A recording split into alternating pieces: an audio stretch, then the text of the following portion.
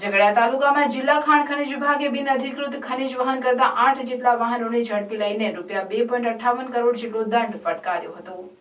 મળતી વિગતો મુજબ ભૂસ્તર શાસ્ત્રી ભરૂચની સૂચનાથી આજરોજ તારીખ 18 મેના રોજ તપાસ ટીમ દ્વારા ઝઘડિયા તાલુકામાં આકસ્મિક ચેકિંગ હાથ ધર્યું હતું। આ ચેકિંગ દરમિયાન ખનીજ વહન કરતા 8 જેટલા વાહનોમાં કથિત ગેરરીતિ જોવા મળતા ભૂસ્તર વિભાગની ટીમ દ્વારા દંડનીય કાર્યવાહી હાથ ધરવામાં આવી હતી। ઉલ્લેખનીય છે કે ઝઘડિયા તાલુકામાંથી વહેતી નર્મદા નદીના વિશાળ પટમાં લાંબા સમયથી આડેધડ મોટા પાયે રેત ખનન થઈ રહ્યું છે। ઉપરાંત તાલુકાના રાજપાડીથી નેત્રંગ રોડ પર અસંખ્ય પથ્થરની ક્વોરીઓ કાર્યરત છે।